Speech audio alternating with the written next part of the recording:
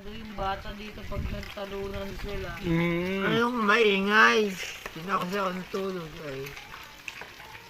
Ay, di pumunta nun. Ha? Sa gabi? Oo.